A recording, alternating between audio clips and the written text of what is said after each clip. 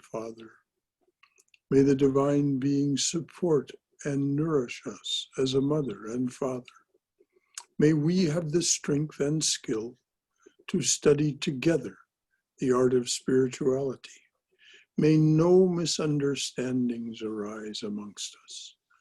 Om, peace, peace, peace be unto us and to all beings everywhere. So welcome everyone to the Tuesday night Holy Mother class. We're in the middle, or I don't know, the middle, we're somewhere in the discussion of Swami Sharadananda's service to Holy Mother. And we'll start with this sentence. Sharadananda's service to Holy Mother is legendary in the Ramakrishna order. Although Holy Mother now had her own place in Calcutta, she was always surrounded by devotees and their problems, and she could not move freely. Sometimes she felt suffocated in Udbodhan house. Every now and then she would visit Jairambati for a change. Actually, I don't know if it'll mention it here, but she said that she felt like a caged bird at Udbodhan house. That's what she remarked that. So every now and then she would visit Jairambati for a change. When Holy Mother was in Jairambati, Saradananda would visit other centers of the Ramakrishna mission. Swami Nikhilananda wrote, to attend Holy Mother with her eccentric relatives was a delicate and difficult task. As she herself put it, I shall have no difficulty as long as Sharat lives.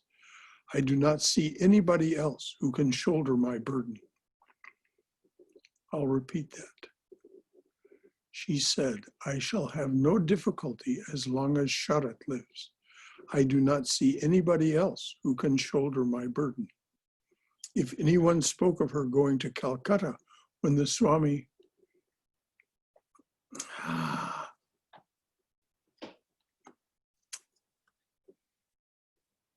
was not there, she would say, I simply cannot think of going to Calcutta when Sharat is not there.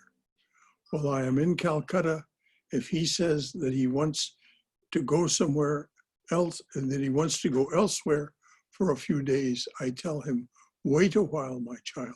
First let me leave, and then you may go.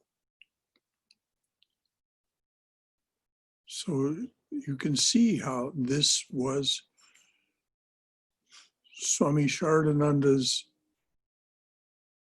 great privilege, but it also made him very much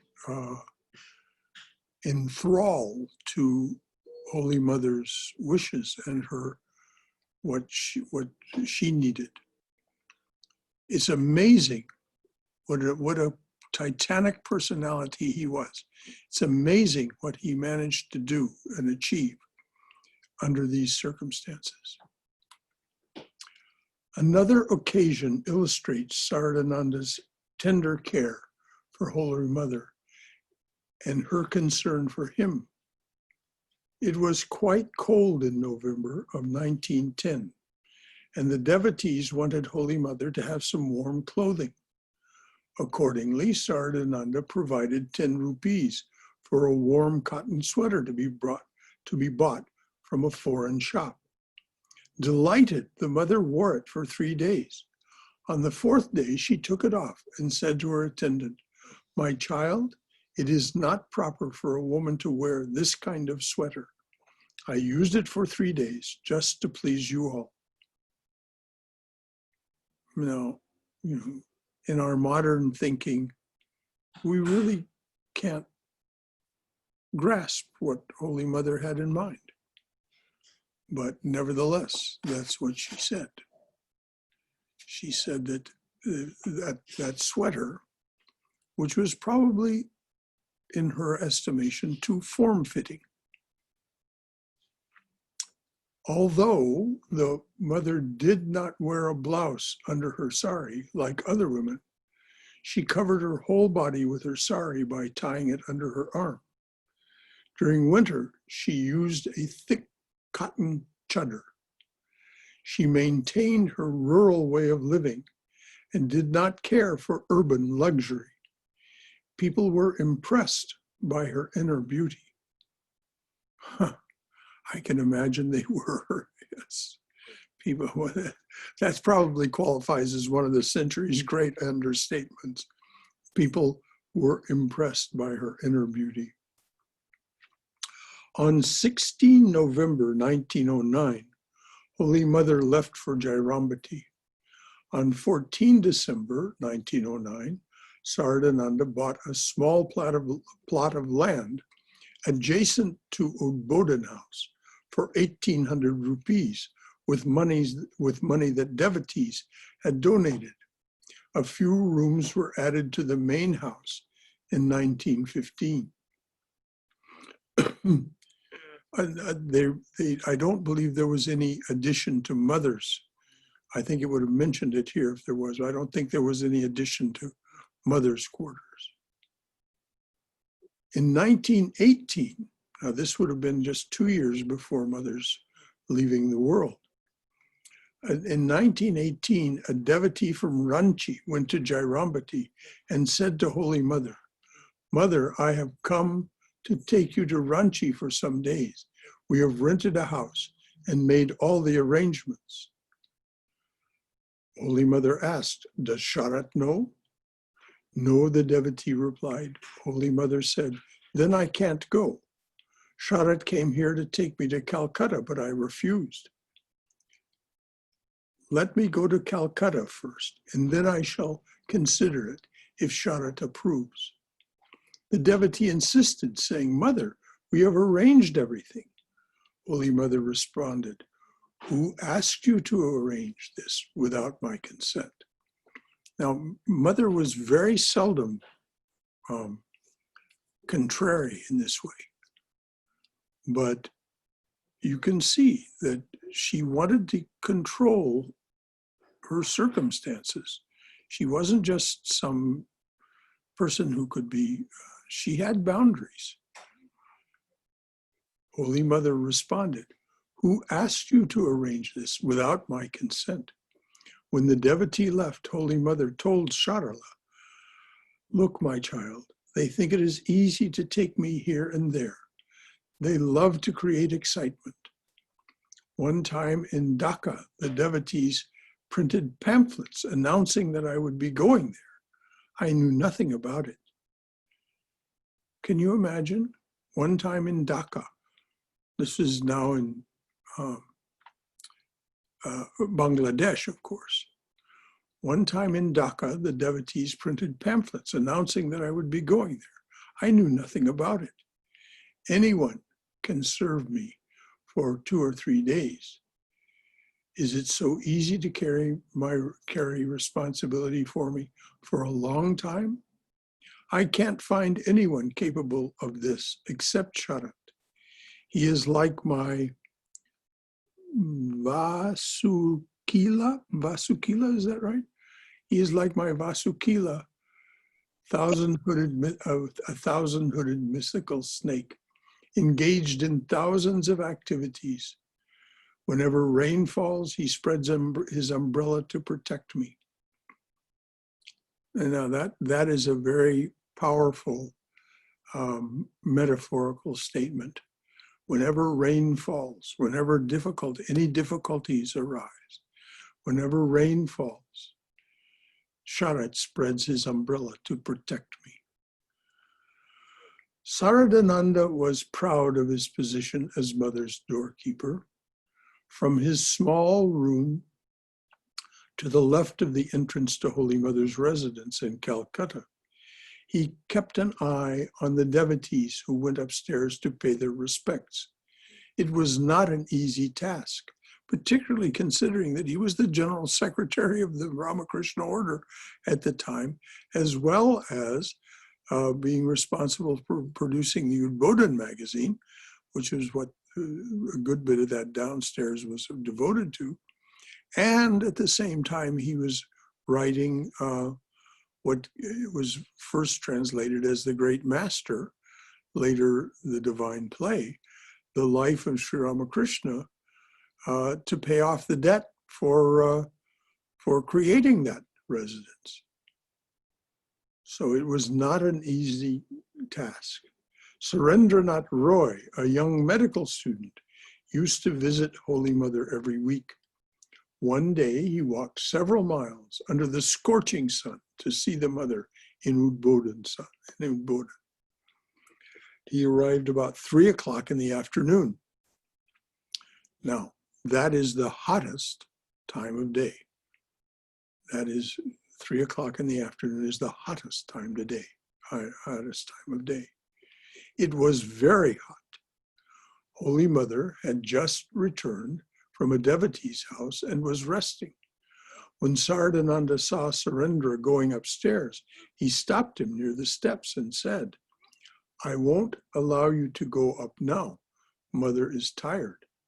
Surendra answered, "Is she only your mother?" Practically pushing Saradananda aside, he continued up the stairs. Can you imagine? Is she only your mother? It was an appropriate question, but to ignore Saradananda would have been very difficult. Practically pushing Saradananda aside, he continued up the stairs. Very soon, Surendra felt repentant for his rash act and prayed that he might avoid the Swami on his way out. He told the mother about his bad behavior, and she reassured him. Sheepishly, he came down the stairs and found Saradananda seated in the same place. Surendra bowed down before the Swami and asked for his forgiveness. Saradananda embraced him and said, "Why do you talk about offending me? Can one see Mother without such yearning?" Now again, this statement is meant to call across the years to us. If our yearning is sufficient and we are bold enough, we can see the Mother. Swami Aseshananda, who headed the Portland, Oregon, USA Center for many years, was Mother's disciple. When he first came to Portland, a woman approached him with a problem and said, "Will you ask Mother about it for me, please?" And the Swami, who was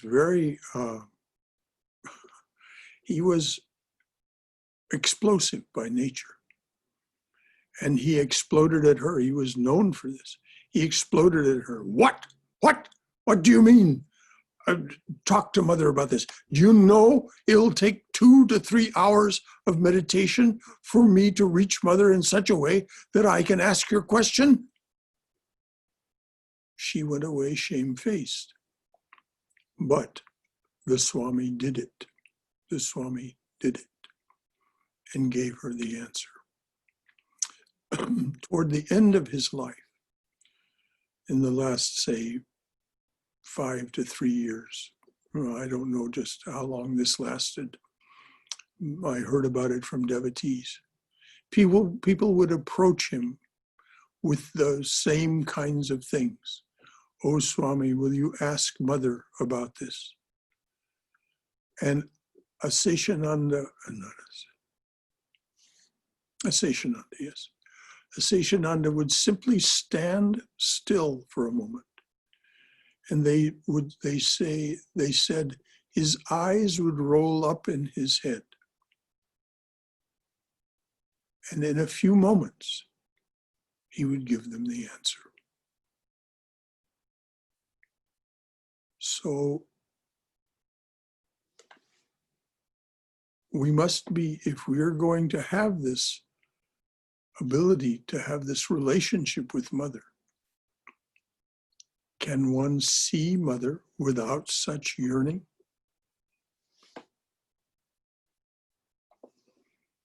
So the Swami was able to talk with Mother virtually constantly at the end of his life. It was not an easy job to be Holy Mother's doorkeeper. Saradananda was sometimes humiliated for protecting Holy Mother, yet he endured everything calmly. On 2 January 1917, Swami Premananda asked Dhirananda to accompany Dhirendra Kumar. Oh my God, that last name. Someone say that for me. Anyway, that last name, Dhirendra Kumar. A young man from Barisal, now in Bangladesh, to Holy Mother to be initiated. Dhirendra recalled, I was about to climb the steps of the Mother's house to see the Mother. Revered Sharat Maharaj was writing at his desk in the entrance room. As soon as I neared the steps, he loudly said, who is going upstairs? The Mother's health is not good, don't go.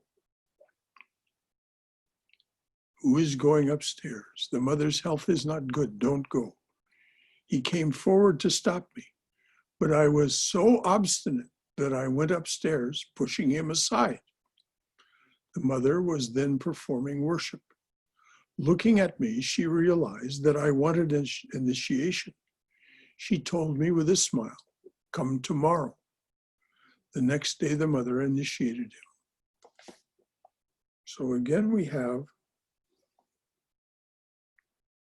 an instance of someone coming a great distance from what is now Bangladesh and being told by Premananda, Swami Premananda, who managed Belramat, sent one of the other Swamis with him. And so all of this effort was gone to, and so he received the Mother's grace and her initiation. On another occasion, when Holy Mother was ill, a prominent devotee came to her and asked for his brother to be initiated. She asked him to come a few days later when she was feeling better. However, the man insisted. She asked him to speak to Saradananda about it. I do not know anybody else, he insisted again. I have come to you. Please initiate my brother. What do you mean, the Mother replied. Sharat is the jewel of my head. What he says will be done. The devotee went to Saradananda and reported to him what the Mother had said. The Swami then fixed a date for the initiation.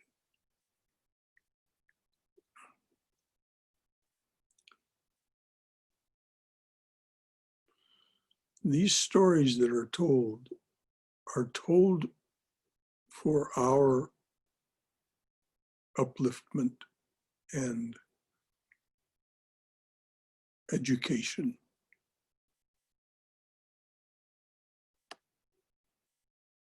We're being encouraged to determination, even audacity, but also to patience. Patience. Don't be put off by immediate lack of response or what seems like a negative response. Persist, and something remarkable may happen. Despite Holy Mother's affection for him and confidence in him, Saradananda was extremely humble. Once he was in his office about to begin work on the Lila Prasanga, which was translated as the Great Master, and then the Divine Play, the story of Sri Ramakrishna's life. Once Saradananda was in his office about to begin work on the Lila Prasanga, when a disciple of the Mother prostrated fully and took the dust of the Swami's feet. The Swami humorously asked, "Why such a big salutation? What is the idea? Maharaj, why do you say that? The disciple replied. Whom else should I salute but you? The Swami said, I am seated here, awaiting her grace, by whom you have been blessed. If she wishes, she can this very moment seat you in my place.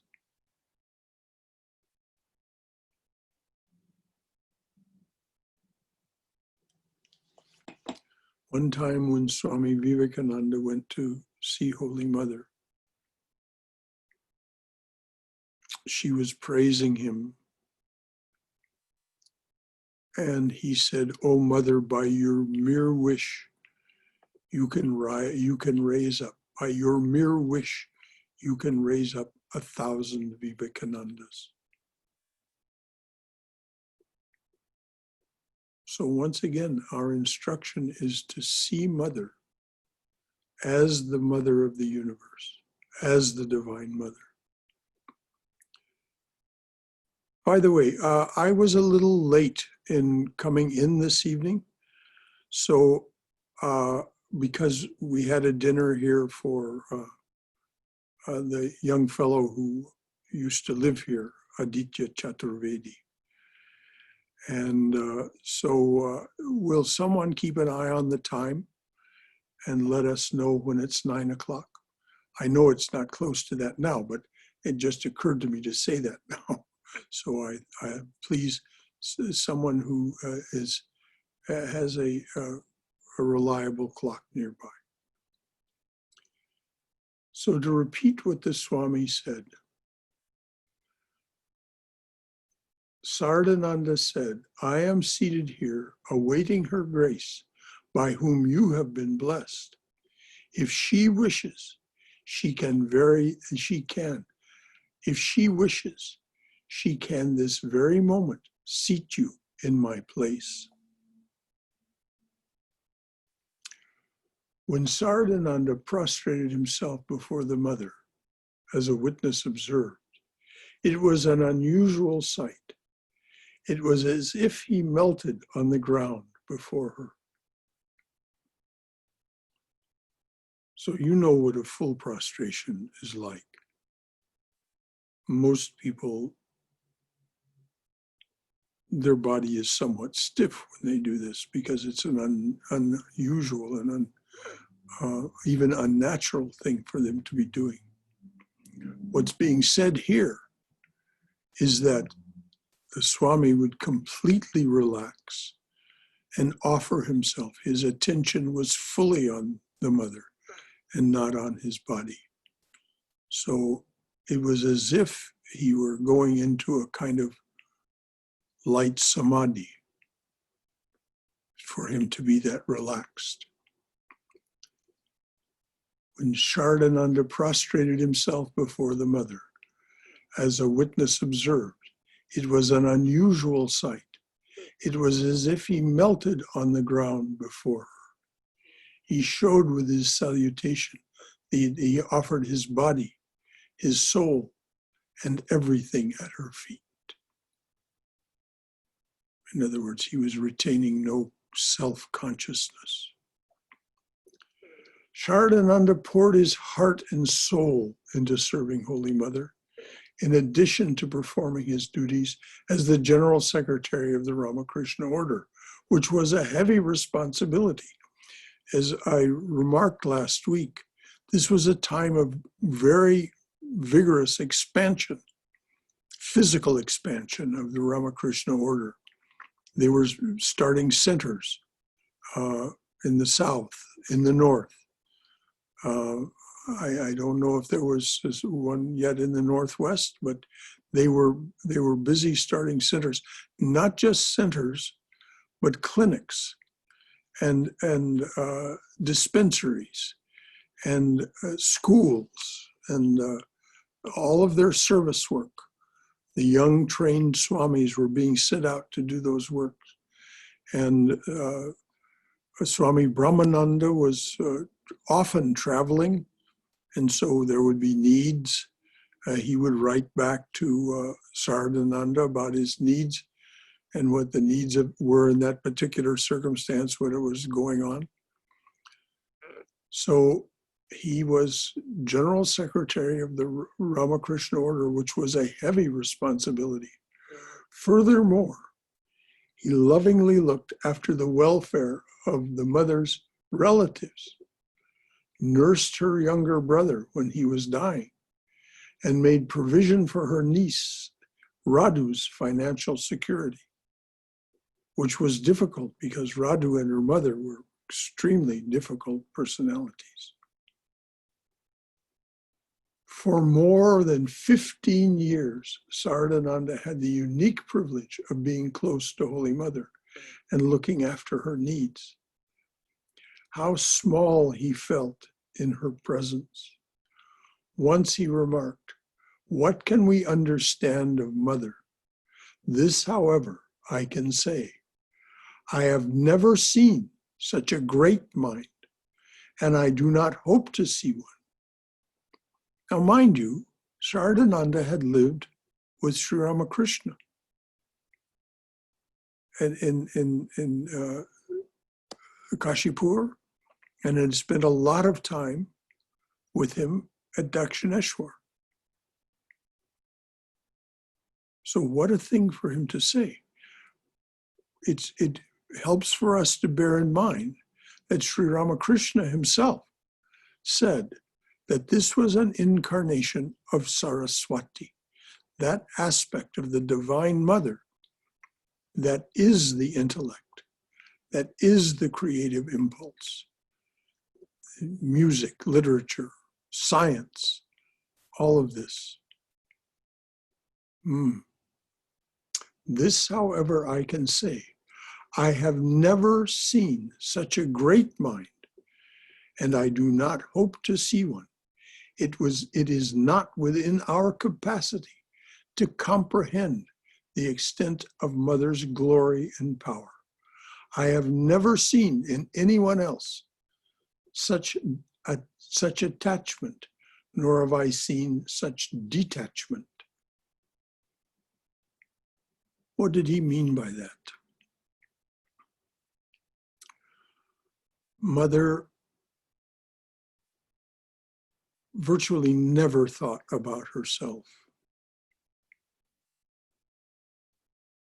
Her life was spent on behalf of her devotees, her disciples, and for that matter, her relatives. She was attached to Radhu. She said, "This is what keeps me here. If it weren't for my attachment to Radhu, I should fly away." And at the same time, such detachment. She was attached to nothing. She loved her home village of Jairambati and the people there. But was she attached to it? No, not in the sense of our word. She was detached from everything. She was so deeply attached to Radhu, but before her death, she said, now the Radhu was her niece, her crazy niece. She had raised her from a baby because her mother was also very unbalanced. So she was so attached to Radhu, but before her own death, but before Holy Mother's death, she said, "Please send her away." Radhu lost all attraction for her. Blessed are the masters and the mother's disciples who had the opportunity to serve Holy Mother personally.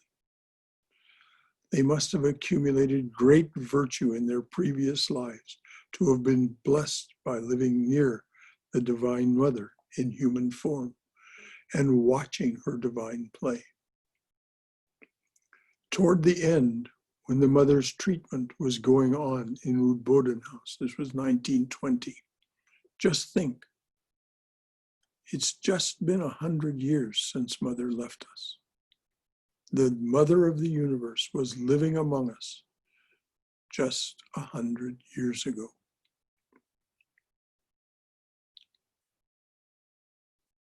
I mean, that's not long. Toward the end, when the Holy Mother's treatment was going on in Udbodhan house, an unknown gentleman came to visit her. He met Saradananda at the entrance room and asked, "What do you do?" This unknown gentleman met Saradananda at the entrance room and asked, "What do you do here?" Saradananda humbly replied, "I am the doorkeeper of the mother's house." The gentleman went to the office and asked another monk the name of the person in the entrance room. The monk said, "He is Swami Saradananda, the general secretary of the Ramakrishna Matan mission." Surprised and embarrassed, the gentleman exclaimed, "My goodness, he introduced himself as the doorkeeper of this house." Well, that's how Saradananda saw himself. That was his most important responsibility. Of course, that's what he would say first. The monk said with a smile, "Yes, he introduced himself truly. He is the doorkeeper and an attendant of Holy Mother." Overwhelmed by the Swami's humility, the gentleman left.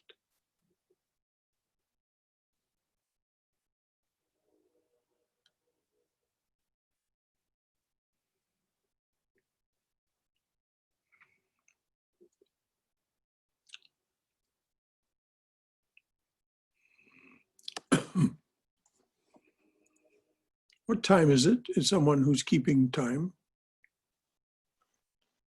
It's about 8:40, Brother Shankara. 8:40. Well, it's a good time to stop before we start the next section. It's 8:36. Yeah, that's about right. Leave it to the president to know the exact time.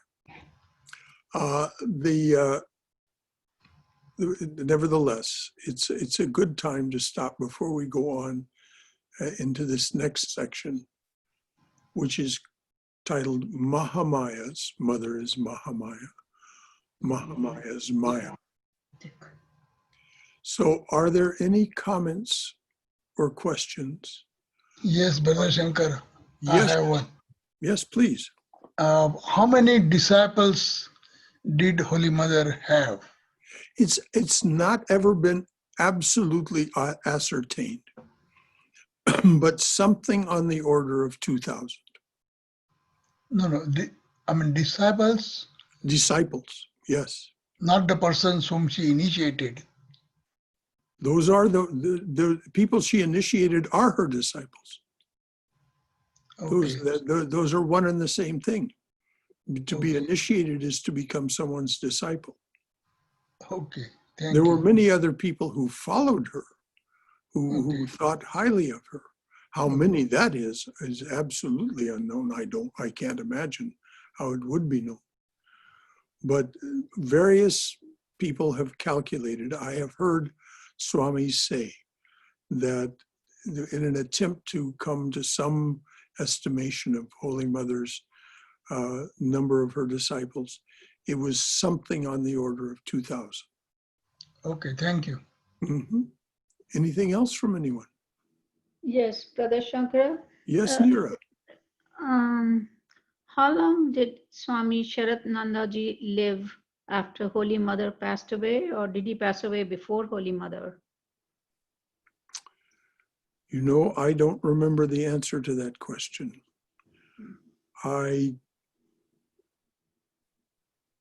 He did not pass away before her. I see. He was there at her passing. I see. But just how much longer he lived, I don't recall. Okay. Does anyone else know the answer to that question? It could be quickly looked I up. just Googled it, and Swami Saradananda passed away in 1920. 1920, also 1920? Did you say 1920? 1927. 1927. Ah, Okay, so 7 years after, I so see. yeah. I know he was there at Mother's death and was still working on the Lila Prasanga at the time that Mother passed away, though she had given her enthusiastic approval to the project. She was amazed that he was able to be doing this because he was so careful and so meticulous in his gathering of the information. He would not put anything in that book that he did not find 3 people to independently say that this was so, and the people who did not have any opportunity to talk to one another about it, or at least hadn't taken the opportunity to talk to one another about it. So anything else? Very good question. I was reading how Swami Sarada Devi came into contact with monks who were initiated by Holy Mother, and I thought that was so fascinating. Yes. Because that lineage is not as far away from us as sometimes we might think. No, it wasn't. Swami Aseshananda came many times to Hollywood. I never did go to Portland, but he came many, many times to Hollywood and spoke. I was able to take the dust of his feet and not talk to him intimately, personally, but just have a few moments conversation with him. And he was always very soft and sweet with us when he came to Hollywood. That fiery temper he seemed to leave at his door when he left Portland. But one of the very important swamis in Southern California now, why is his name gone out of my mind? Anyway, he was not able to take Diksha from Swami Prabhavananda before Lalchand was his boyhood name. That was the name given to him by Swami Prabhavananda because he had this beautiful round face as a boy. Lalchand means full moon in Bengali, apparently. And so Lalchand became Swami. Anyway, he lives at the Pinion Hills Retreat House now. And he was the head of the Trabuco Monastery and was Swami Aseshananda's disciple. And it was Swami Aseshananda who told him not to join the monastery until he had gotten his PhD. So Lalchand, whose given name was Mitchell, Lalchand got his PhD in quantum physics from UCLA, was courted by universities and institutes all over the world.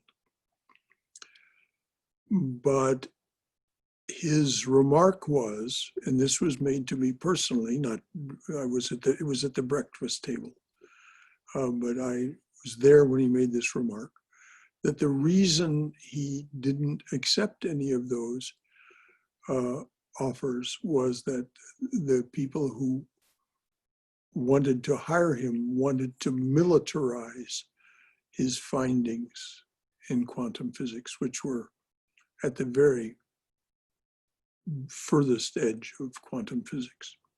They wanted to militarize that. So instead of accepting any of those offers, he became a monk. He took monastic vows and went through all the training and became, I still can't remember his name. In any event, you can look up in the history of Trabuco Monastery. And he's the one who cared for Swami Tadatmananda when Swami Tadatmananda was dying. Tadatmananda was the artist Swami. So many of the paintings of the holy ones of the Ramakrishna tradition and other spiritual traditions were done by Swami Tadatmananda. Brother Ah. Shankar, are those the paintings in the Trabuco Monastery? The wall Yes, to wall, I Yes. see. of Swami Tadatmananda. Oh, I see. That great big painting of all the direct disciples, the direct monastic disciples, Yes. that's Tadatmananda's work. He is, Wow. they never posed together like that. He has symboled that. And it's a beautiful, beautiful painting. Yes. Any other comments or questions? So around what period was he the head of the Trabuco Monastery? He was the head of the monastery just before Swami Daya Yogananda was, Daya Yogananda replaced him. I see. Okay. And the reason he's out at the Pinion Hills retreat residence, which is a very nice place on the high desert on the eastern side of the Los Angeles, the range of mountains between Los Angeles and the desert. The reason he's out there is that his mother, he's caring for his mother, who was, this was authorized by Swami Sarada Devi and approved by the trustees of the order. Sri Ramakrishna set this example himself of a holy man taking care of his mother until the end of his life, until the end of her life, I'm sorry. So that's what he's doing now. He also holds classes there and so on. Now, I suppose by Zoom.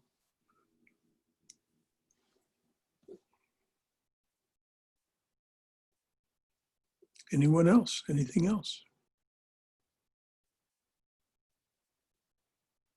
Okay, well, we'll read on. Mahamaya's Maya.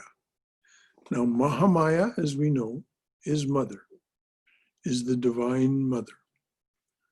So, salutations to the divine mother, the Lord's own Maya, the inscrutable power pervading all things.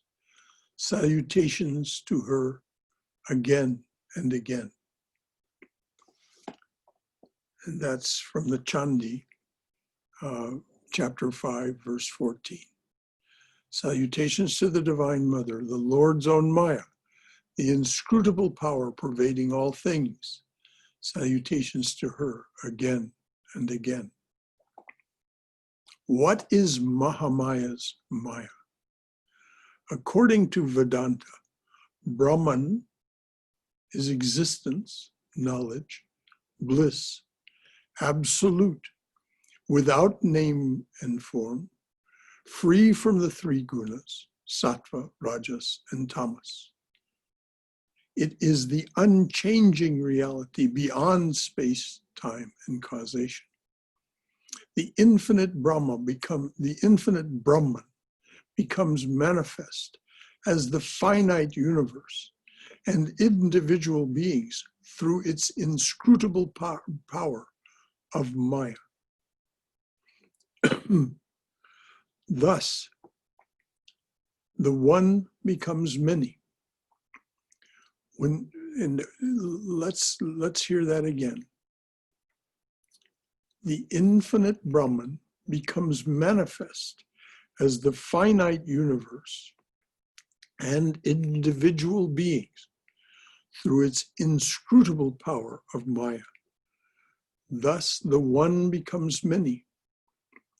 When Brahman is associated with its cosmic power of Maya, it is called Ishvara, God, or Mahamaya, the Divine Mother. It's also called Kali or Shakti. And those are the terms that Sri Ramakrishna most often used to refer to the Divine Mother within universe. When Brahman is associated with its cosmic power of Maya, the power of manifestation, creation, sustentation, and destruction or transformation, it is called Ishvara, God, or Mahamaya, the Divine Mother. In reality, Brahman is, in reality, Brahman and the Divine Mother are the same as fire and its power to burn. Now, you cannot think of fire without thinking of its power to burn. This is how the mind works. This is the reality. You cannot think of the power to burn without thinking of fire. That's why powerful acids are a kind of fire. Hydrochloric acid, sulfuric acid, they're a kind of fire. They burn. It is Mahamaya who creates, preserves, and destroys. And we can think of destroy as transform. Nothing ever is really destroyed. Its name and form may be destroyed, but the thing itself is not destroyed, it is transformed. So if you have some gold nuggets and you melt and refine those gold nuggets and make them into jewelry, it's still the gold. You've destroyed the nuggets, yes, but you've transformed them into the jewelry. So that's what's meant by destroy. We must never think of anything being truly destroyed. Its name and form, it's what we may recognize is no longer, but the thing itself is not destroyed. This is true of ourselves as well. This is why death is a kind of fiction. Death is not a destruction. It is a transformation. It is a change of name and form. That's all. I wanted to make that clarification because so often people have this idea of God the destroyer. No, it's not a destruction in that sense. It's a destruction of the name and form, but not the thing itself. So it is Mahamaya who creates, preserves, and destroys. She releases a soul through her vidya. She releases a soul through her vidya maya, the maya of knowledge, and binds souls to the world through avidya maya, the maya of ignorance. So as long as we feel ourselves to be bound to the world, we are in the spell of avidya maya, a kind of ignorance. And each one of us will manifest it individually because we are each one unique. But nevertheless, that is what we're manifesting. Mother's ignorance. As Sri Ramakrishna said, Mother will say to us with a sign of her eye, by which he meant a wink. Mother will say to us with a sign of her eye, go enjoy the world. This is why, unless we're harmful in the world, unless we're harmful in some ways that, and they're all nicely enumerated in the yamas of Patanjali, unless we're harmful in one of those ways, there's nothing wrong in being in the world and enjoying the world. Our ignorance is what binds us to the world through our attachment.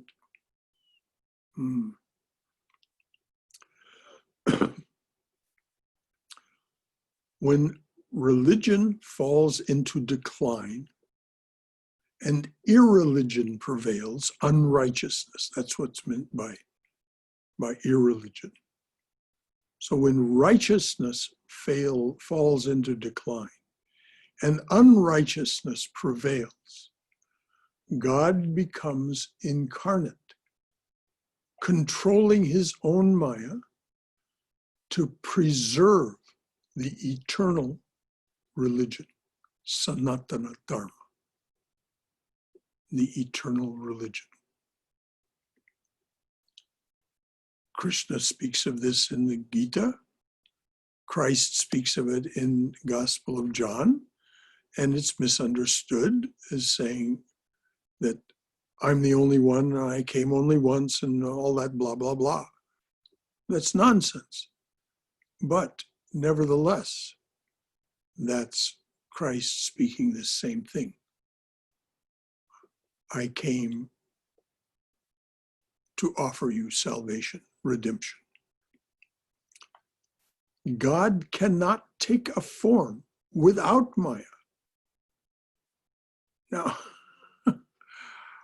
that seems like a blanket statement, doesn't it? God cannot take a form without Maya.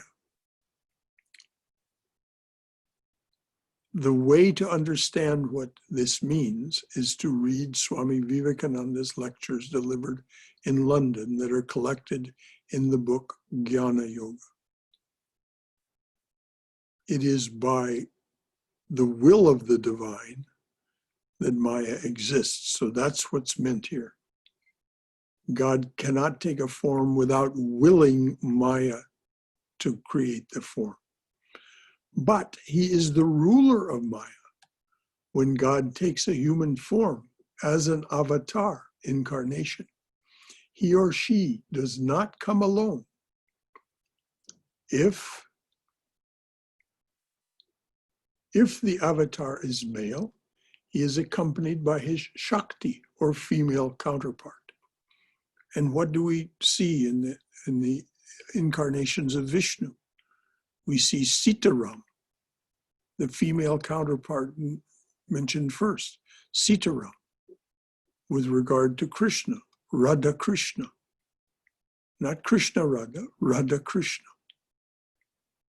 This is both honoring and acknowledging the Maya that she is the author of, so to speak. So if the avatar is male, he is accompanied by his Shakti or female counterpart, as well as a group of disciples who will carry out his mission. As Ramachandra came with Sita, Krishna with Radha, Buddha with Yashoda, Chaitanya with Vishnu Priya, so Ramakrishna came with Sharada. Ramakrishna was an incarnation of God, and Holy Mother was an incarnation of the Divine Mother. Holy Mother said on many occasions, the Master and I are one.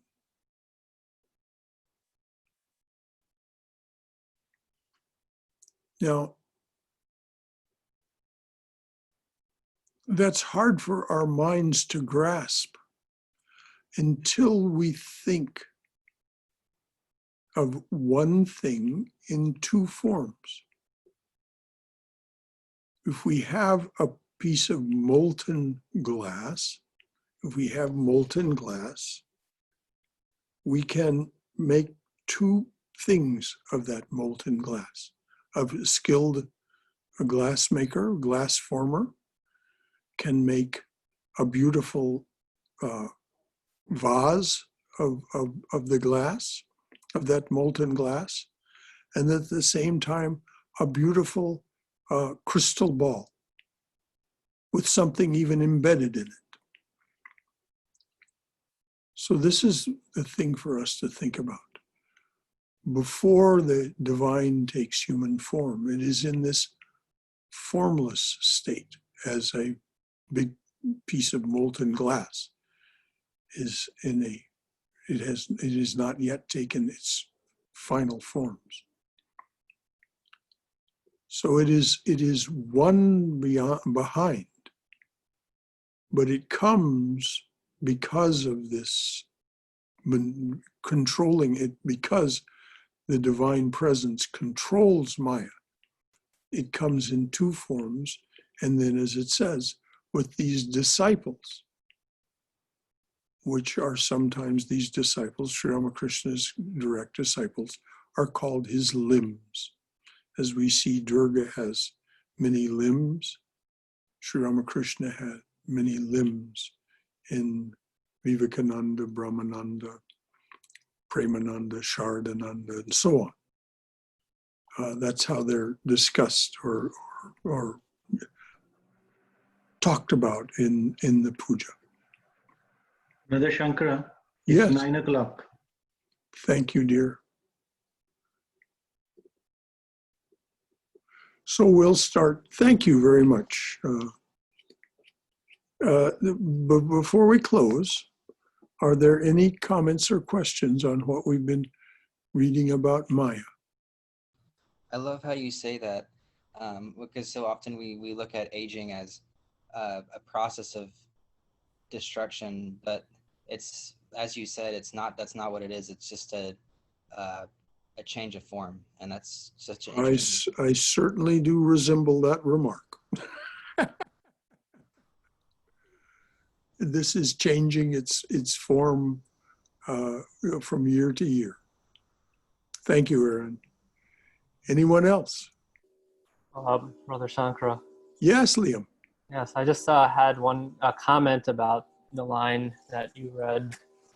Or it to me, like I kind of it connected in my mind when you read the line about God cannot take form without Maya, but he is the ruler of Maya. And it made me remember a line of a book about numbers that I read a while ago, which stated that when you think of an absolute one, right? Like there's one thing in the universe, that the process of addition is actually a process of division, because you cannot, if there's only one object in the universe, you cannot add to it unless you divide it first. And then, yes. So that kind of. Beautiful, Liam. Yeah. Exactly. Beautiful. Well connected. Say that again, please. That was very well said. So if there is one object, which is God, right? Or, one object in the universe. Rather than calling the one object, we call it subject. The subject. There's only one subject out of which many objects are made. Right. So if there's only one subject in the universe, it cannot be added unless it's divided first. So the process of addition, when there's an absolute one, is actually initially a process of division, and then the addition can take place. Yes, and that precisely describes anti-entropy. That is a precise description of what happened in what we call the Big Bang. I was just listening to a wonderful TED Talk by a man named Don Lincoln yesterday about that particular topic. And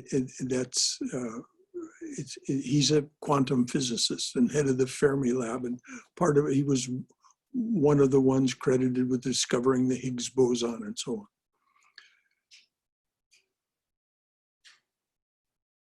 The one, which there's nothing that we can know about time zero, but we can say that at that point there was one, there was only that singularity, as they call it. And then something happened,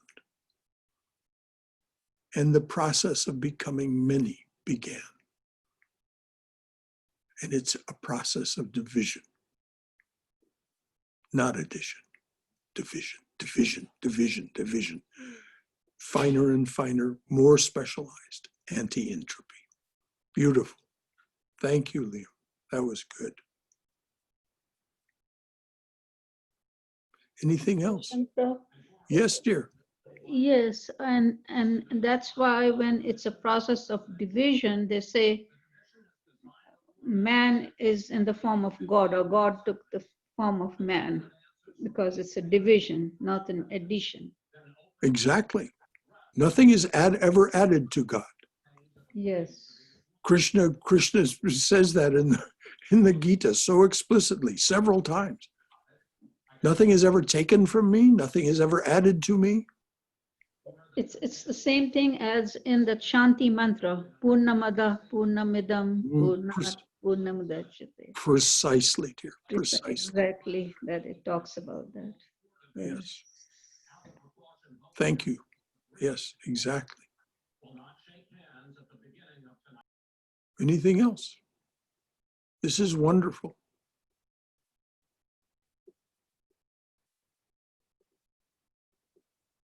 Okay.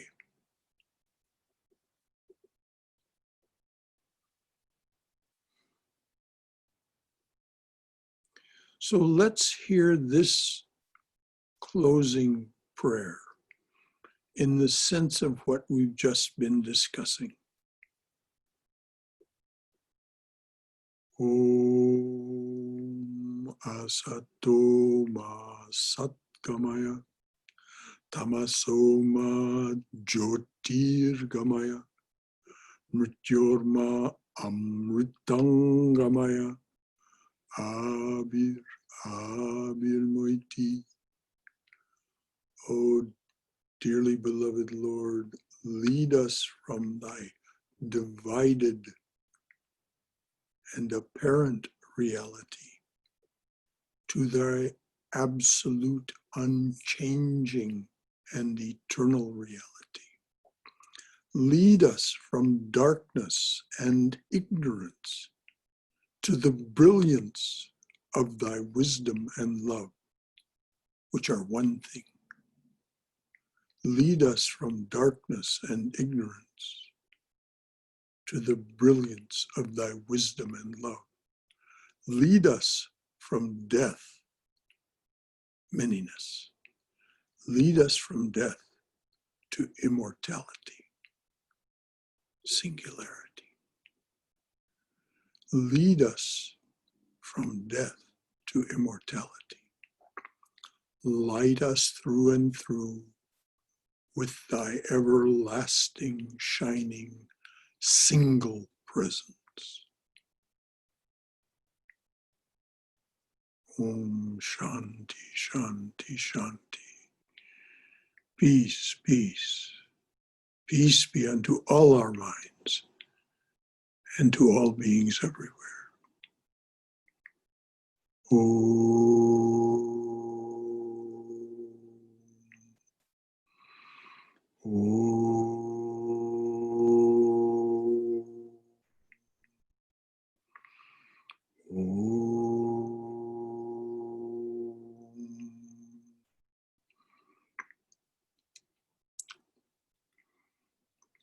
So, beloved, a great good night to you. Thank you, Brother Shankara. Jai night, Brother Shri Shankara. Guru Maharaj Ki Jai, Durga, Durga, Durga. Go in Mahamaya's loving and protective embrace. Until tomorrow night, those of you who join us for the last Gita class, we're on chapter 18. And from there, we'll go on to Swami Vivekananda's Jnana Yoga. I've been talking about it as a way to understand the word Maya and what is meant by it and why it's not an enemy of the people. It is, we are that. So, and it's all we know. It's all we know and all we will ever know. Because when we go beyond it, the knower is left behind. Jai Shri Guru Maharaj Ji Ki Jai. Good night, everyone. Good night. Good night.